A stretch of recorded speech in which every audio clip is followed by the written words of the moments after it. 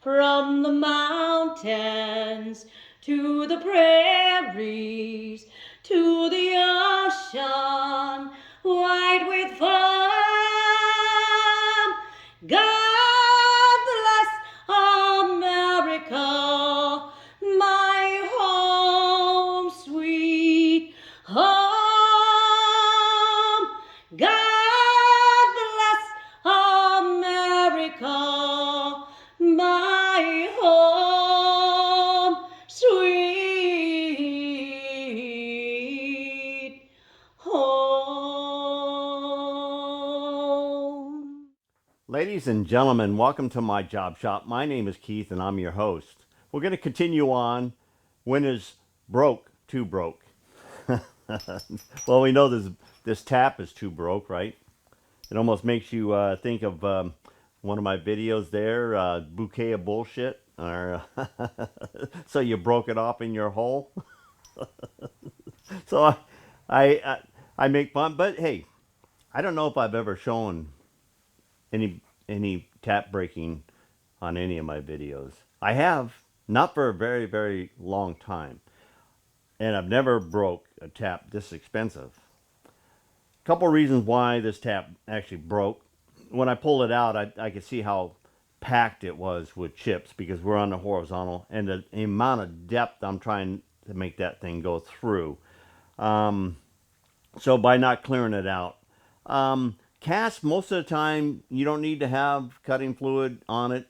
Sometimes it's nice, but cast is or ductile is a lubricative metal. It has oils in it, and most of the time you don't need um, cutting fluid with it, in my experience. So anyway, and also I bought the next tap, so I got tap 2 ready to go. Tap 2, when I was paying attention to actually how much it cost. Tax, shipping, and the tap itself was $198 something. All right, so this nut is already going to be $400 off the bat, even if I don't consider the material that was underneath the cabinet in the storage room there. And I didn't have to buy that, but that saw is well worth more than even what I've lost or I've invested. And if I don't break this next tap, I'll have a tap again. I set up my sibling over here, and this is a beauty of this machine too, because I actually use it as a workstation as well.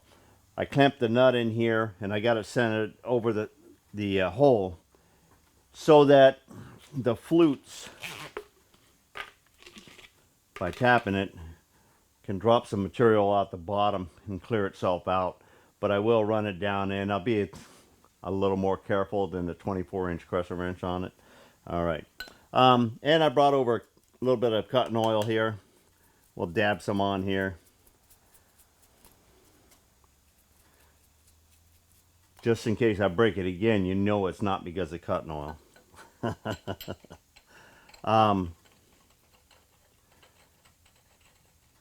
Also, Monday I had my carpal tunnel on this wrist here, and actually you can still see the Sharpie. The doctor uses Sharp'em in there as well, so he marks a couple spots, and that's actually where the ultrasound scope is on the outside, and he's probing in there.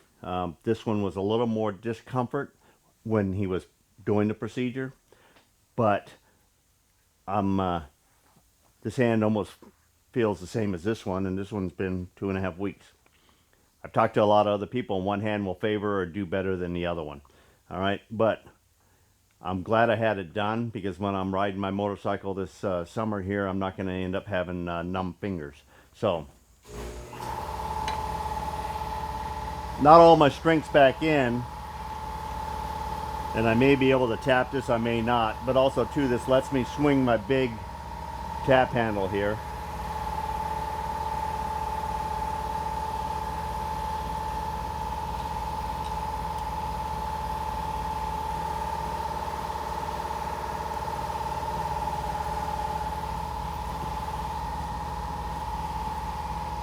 I'm just breaking it free.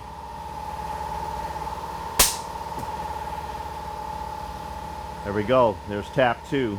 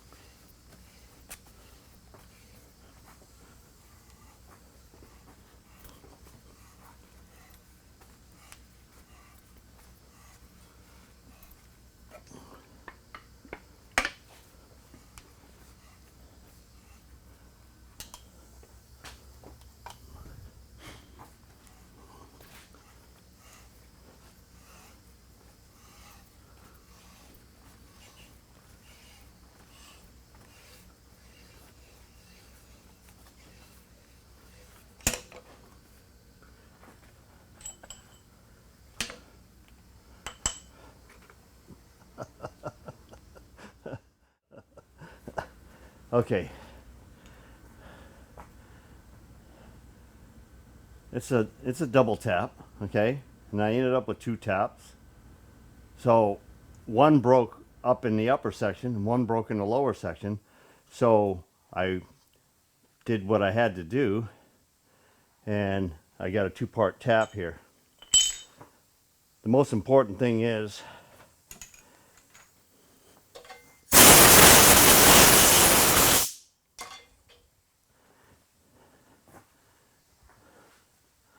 I got that thread in there.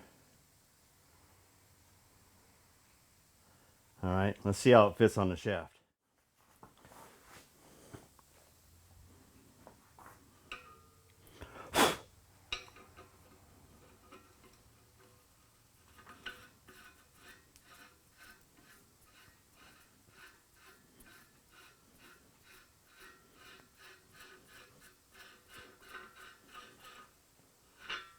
I'd say that was a pretty good fit. Here's our nut sample here. And that's the direction it's going to be in. And just so you can see, we're just outside with material for that ear. And we're just outside for material on that ear. And this is in the engaged position, which this is in the engaged position now because we haven't done anything to modify it. And this is looking good right here.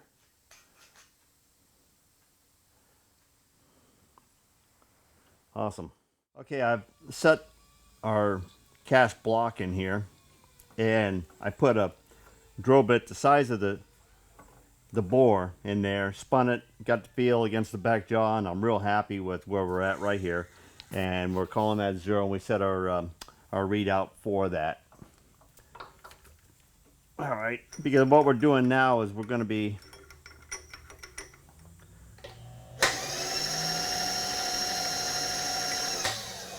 setting up a series of end mills. We're going to come on over here, and we're going to slowly enlarge our hole out to 3/4. We're not going to just stick a 3/4 in here and then start wallering this out. I just don't want any more incidences happening like our tap-in frenzy here. Just for GPs, we put a 3/4 inch shank in here, and we're sighting right down the side here. Of course, you're looking at this distance right here, but this edge right here is lined up with the edge of our hole here, and the readout is at 100 thousandths. We actually started seeing it about 94 thousandths, something like that. So we're a little bit out. We're gonna re-zero that. So that's our 0 for our 3/4 inch diameter. Remember, this has got to slide in and out, so there is a width of 3/4, and then it's got to come over to be 3/4 clearance for the threads itself, so that when it rolls around, it's actually falling past the lead screw, so it slides with the threads down below, and then when it rotates around, this drops in and then engages the thread. This is a long reach 5/8 2 flute end mill, and we figured we're just going to plunge straight down. I touched the surface, set our dial here, and we're just going to use the crank on our quill feed, and we'll slowly go through until we go straight down through the whole part. It's a 1.540 or something like that on the overall width there. I forgot what we had there. Okay, let's go in the other direction.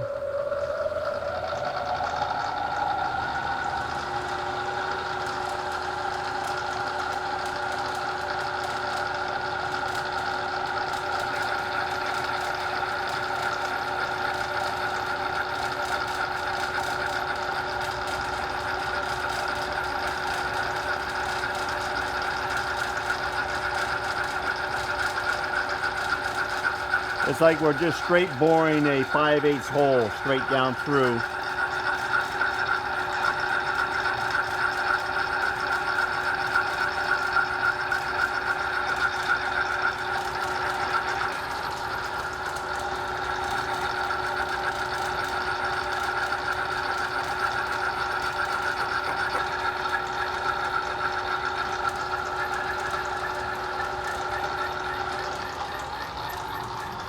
Okay, we're all the way through.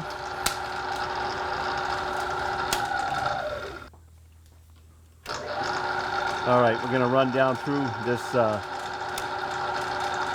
location here.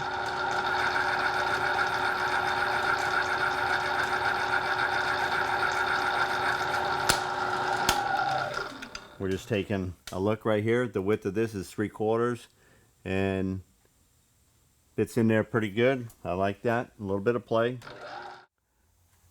We got the 3/4 4 flute in here. The flute length is about 60,000 longer than our part, so we're going to be good. It's nice and stout. I like it. This backside is actually equal to this edge right here, because I brought the 3/4 back to the 0 point.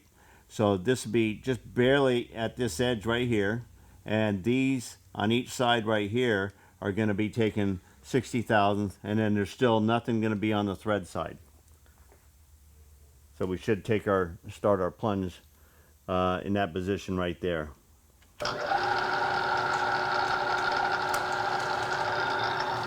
Make sure everything is tight here. We don't need no rocking and rolling.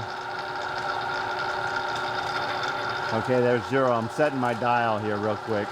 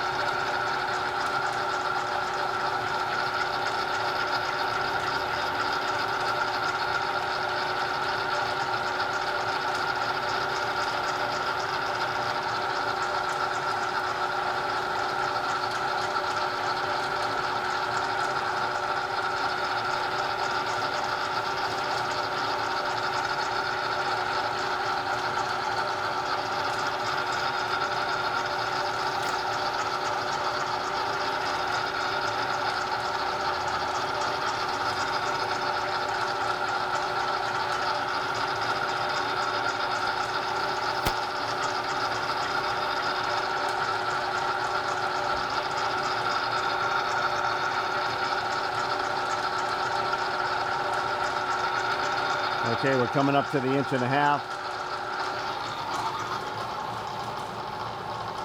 Okay, I can see that we're through.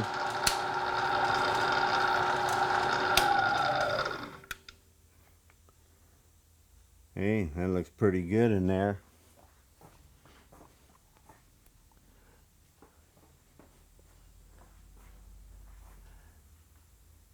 All right, I'm going to get my calipers, and I'm going to just check the width and the length, and I know that this is sloppy, but I want to see where we're at, make a decision whether I'm going to go ahead and pull it out, and we'll go see what it looks like on the lead screw. All right, slides on, locks in. It is snug. I mean, it's got to be straight in there.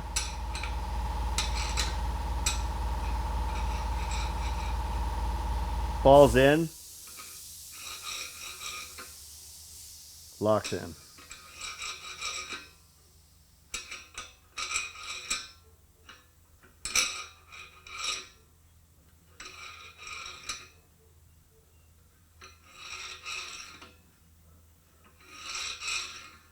I don't know if we need to do anything else to it. All right, here's the little light over here, and I'll just rotate this around. This is the smooth side here.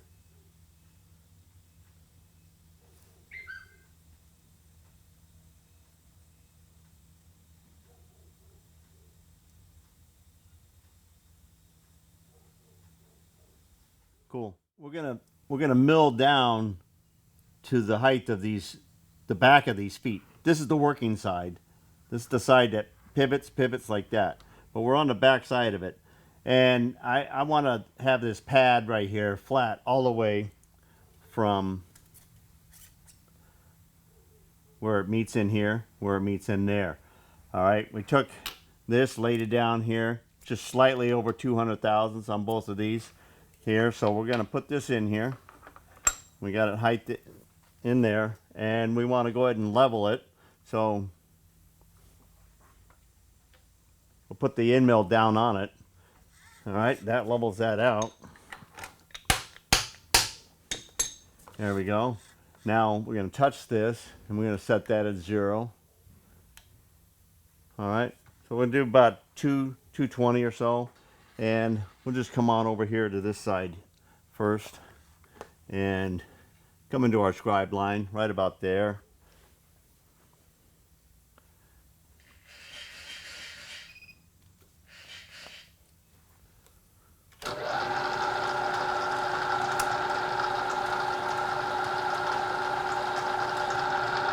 We're just going to take 50 at a time, see how that feels in here.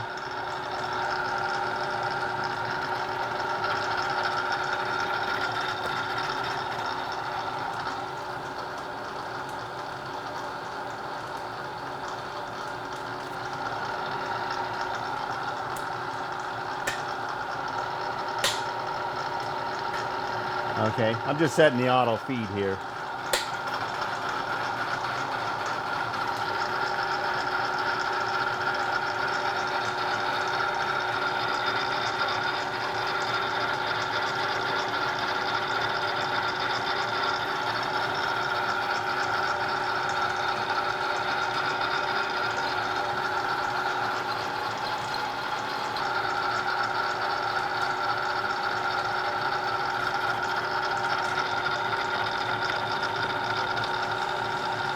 Okay, we'll take this down to depth.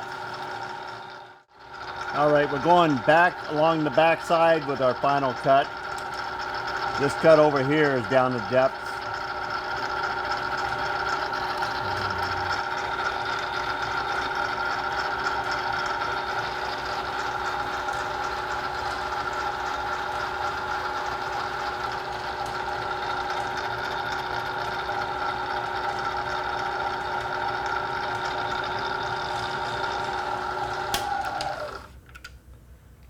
Okay, I'm going to get the vacuum here. Now I would, while it's set up here, do this hole and that tapped hole right there, but then I'd be switching out the cutter. So while we got that mill in there, in fact, actually, I'll probably continue. It's cutting halfway decent, so we'll let it go. We'll come back and we'll do these hole locations later on after we get some bulk shape to this thing.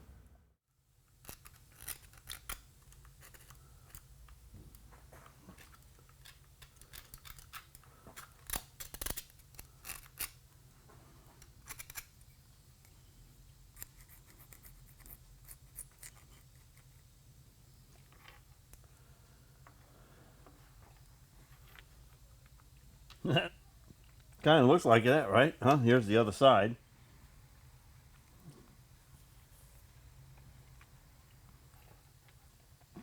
This is where the threads go. So the threads are inside here. So, you know, they're coming in about right here. So that's why you want it oblong there.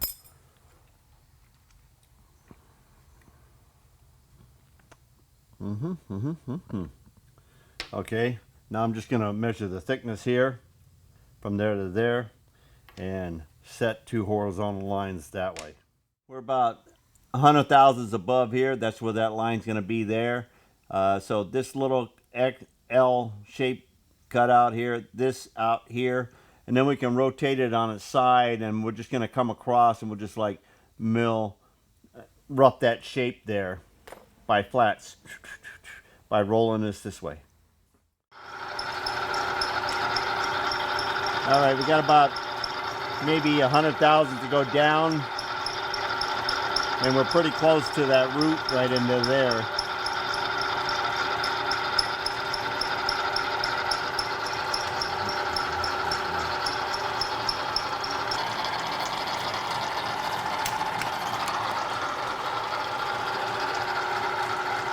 Looks like this will be the finished cut on this side.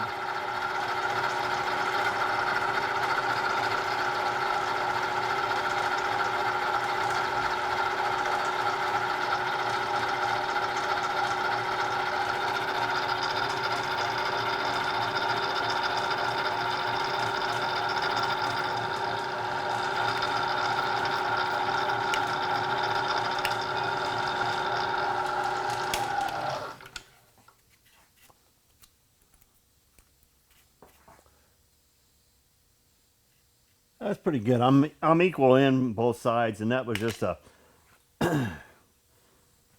heck. This body. Let's just see here. This body here is 1/200, and that is 1/250. I don't really think. I don't think that's a critical thing. Just so you can see how our nut is progressing there. There we go. Turn it around.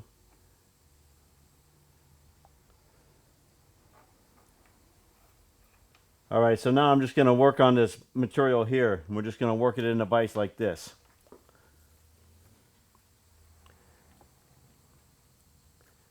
I'm just going to take it to where I got the biggest chunk. Now I kind of work it around little fillets or flats.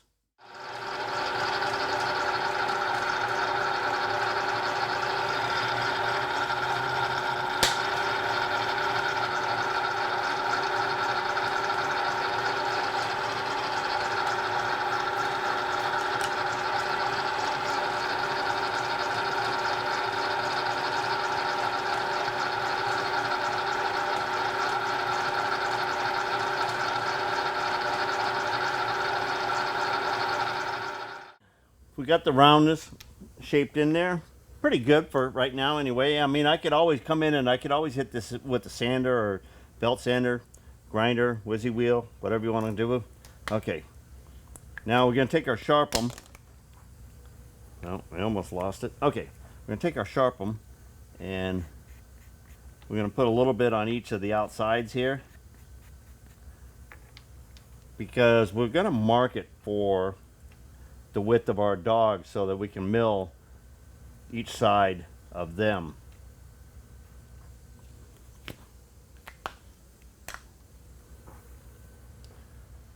So, and I'm going to use that face, which means it'll be that face, so that they're both the same dimensions off of the original face, not the one that I added the material on. And here's my scribe.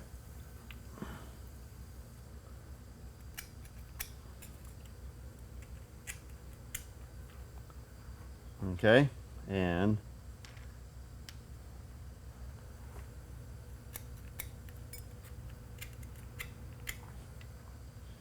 there we go. Okay, now we can put that in Well, we got to get some chips out of here first.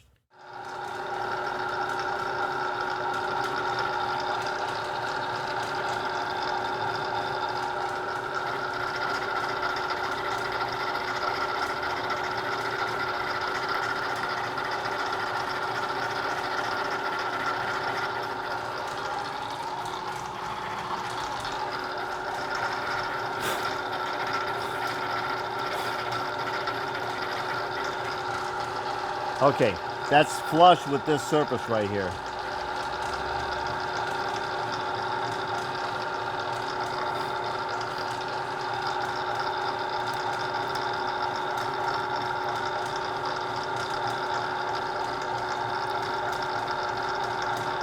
Or just slightly above it because it's not cutting it right now.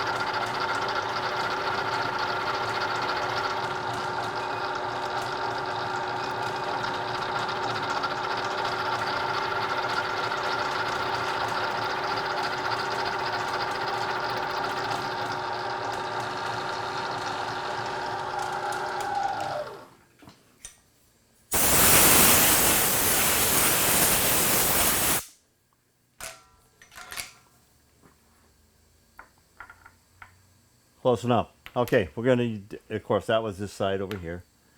We're going to do the other side now. We've got both of those cut. Now, of course, we can see that this is sticking out and it's square on the end, and this is sticking out and this is square on the end. So we need to have somewhat of that angle and somewhat of the height to get into the first trial of how this thing is going to kick in and kick out. All right, so I'm gonna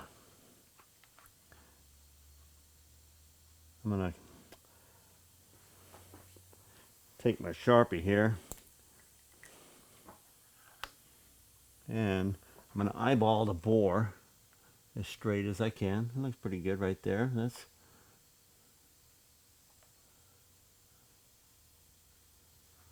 okay, and I'm gonna look at this side here, and this is just barely coming off of there like that, and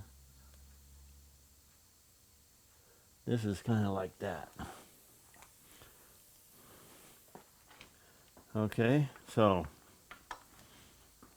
I'm gonna put this in here, and I'm gonna eyeball that angle there. There we go. I kind of like that.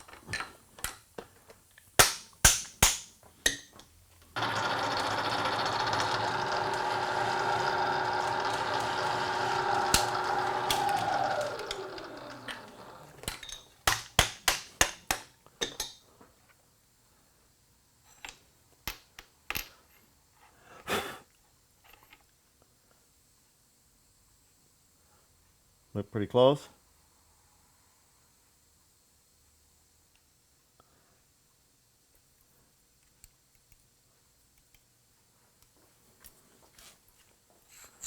Good enough to start with, okay? So we have a little sanding, deburring, okay? Now our last thing is we're gonna go ahead and put the plunger hole in here so that the tension device that tensions it to the rod lets it swing back and forth.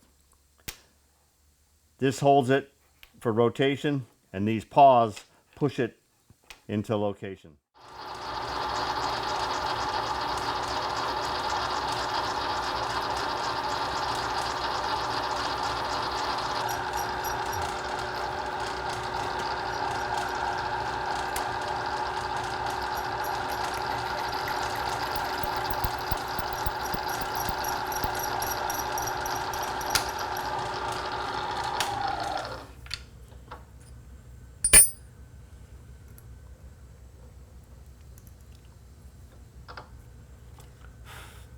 I'm just lining up. I lined up center what it over.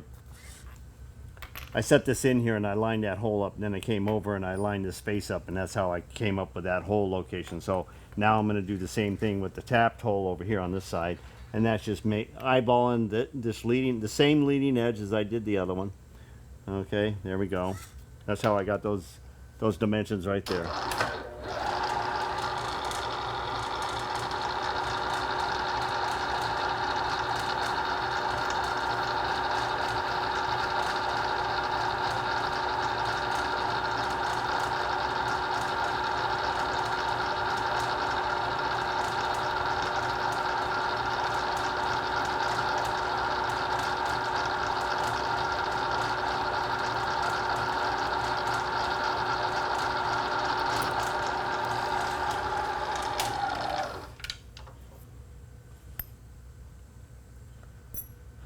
All right, we'll go get a tap.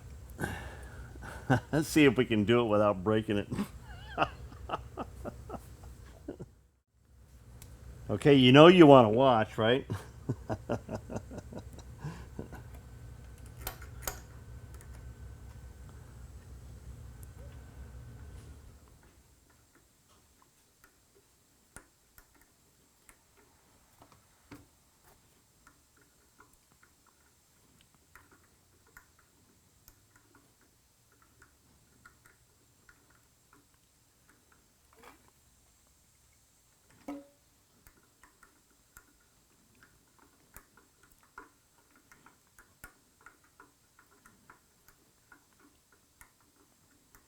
Snap. Watch, I'm jinxing myself.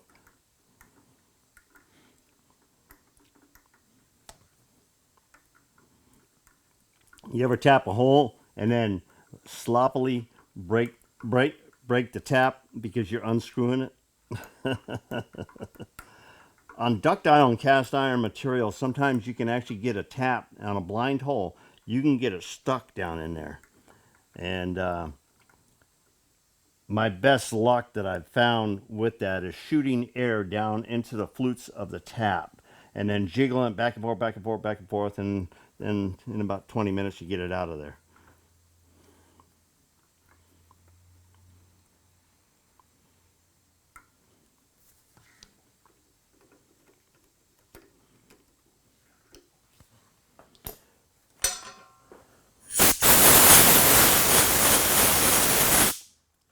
Okay, and I want to test fit the plunger in there.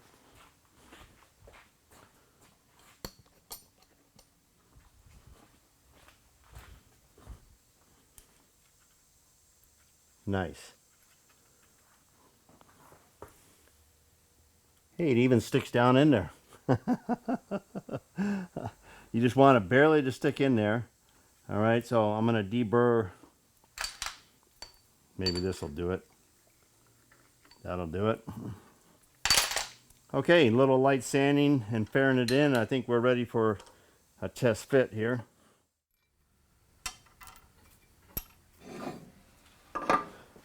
Okay, let's see how this operates, or if it does operate. All right, let's see. It goes in the machine that way, and this will be on that side there. So I think it's pretty much got to go that way, and I think free flow. Okay. Okay, it does slide. Rotate around. Locks.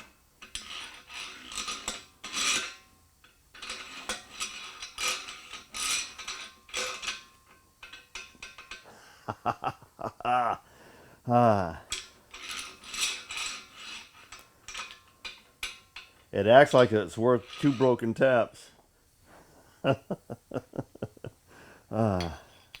All right. I think we go over the saw and we put this bad boy in place. And we see how we're doing. And we got to put in that spring-loaded plunger that actually holds the tension so that this will rotate with the rotation of the lead screw. And we're going to throw it together. Let's go see. I brought my oil over here because I wanted to give a little bit of oil here on some parts here.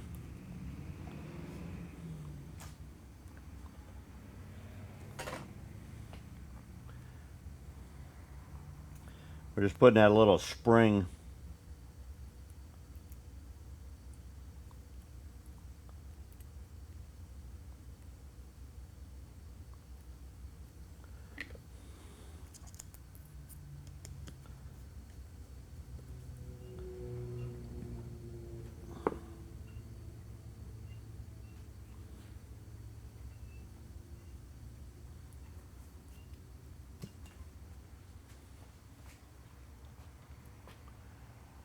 little plunger when the light hits it there. So when the rod goes in there, just got a little spring tension on it, and that keeps it flipping over each way. It feels a little light. I think I'm going to change the washer from underneath here, put them both on the top. When I took it apart, I can't remember what combination it was. If we have to lighten it up, we will.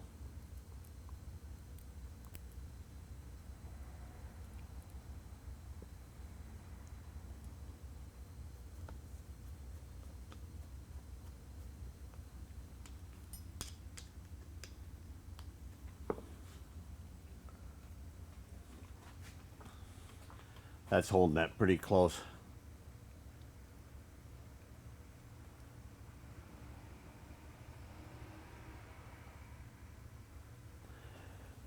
All right.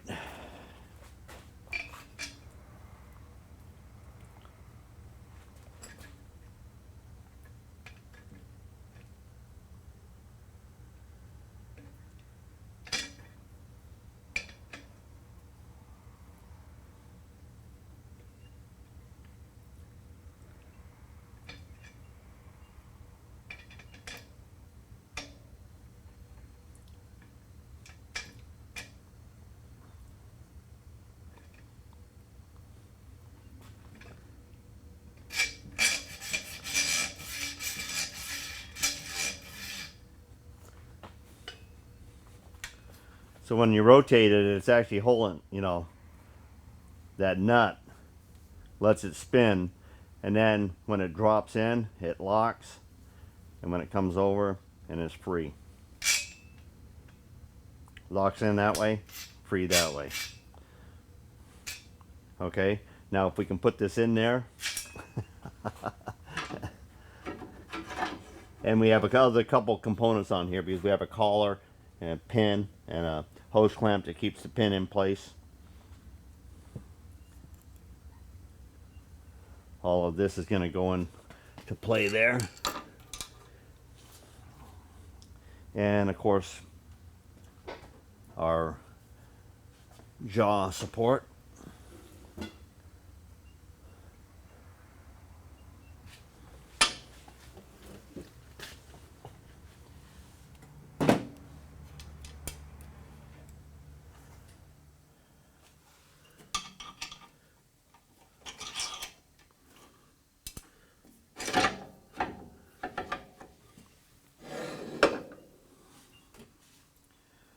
Okay, and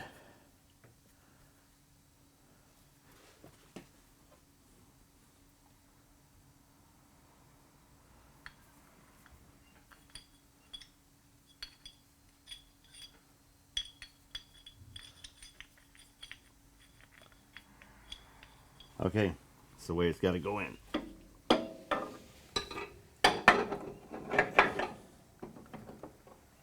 I think I'm going to put my bolt in here, kind of hold it up in place.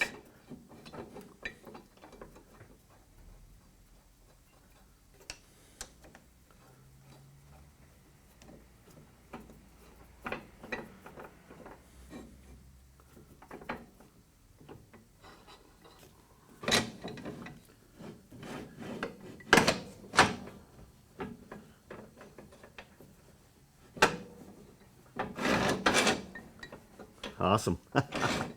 All right, well, it's getting that sliding view in there. I was just worried about my left hand, and oh, yeah, I didn't put a Band-Aid on it today, but just to show you there. That was last Monday I had the carpal tunnel done there, and this is my scar from earlier this month.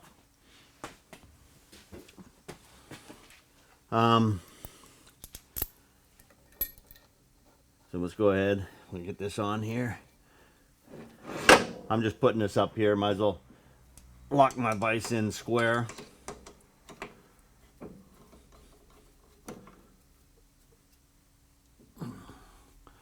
Got enough. All right. Okay, we're going to put that collar and that pin in here.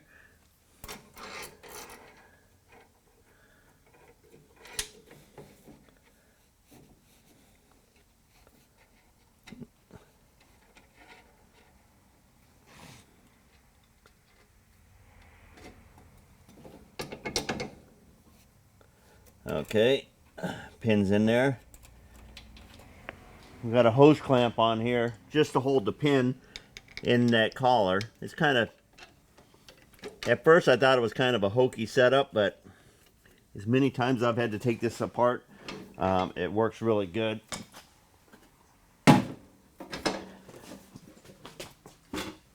Now, this just gets 3 bolts in there.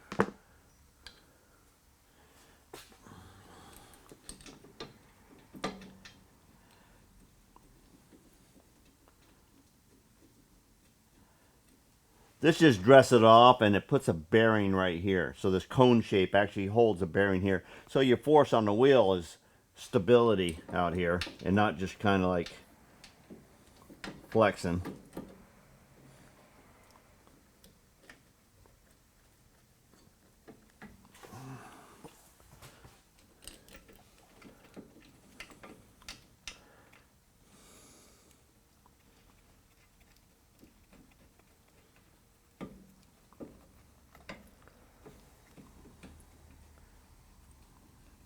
These nuts are so close to here, you can't put a box wrench or anything else on it. You got to use an open face.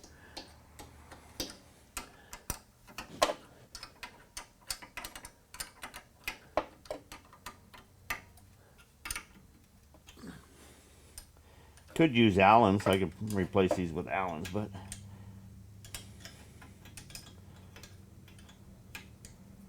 they're not difficult to screw in there.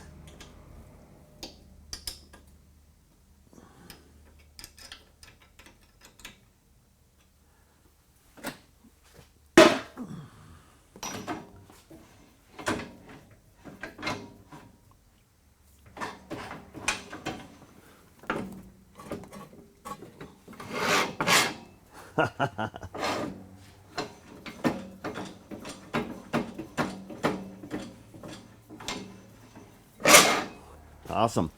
Okay, let's go get a bar stock. We'll chuck it up. All right, just a piece of 1.5 inch 10/18.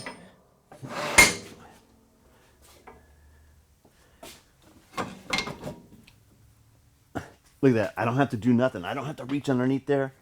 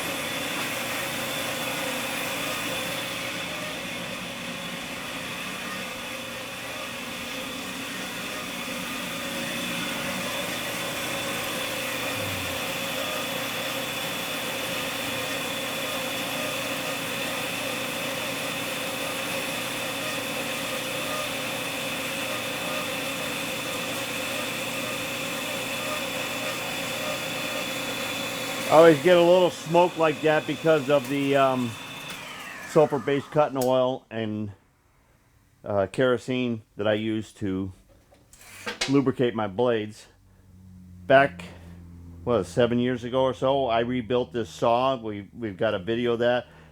The pump was almost unsalvageable, and I traded it off, cleaned it out, redid all the lines in this saw, and it's been giving me really, really good service. Other than that locking nut there, and I'm still running the cutting oil and the sulfur-based cutting oil and the kerosene, and now I have a vise that's completely working again. All right, until next time, get her done.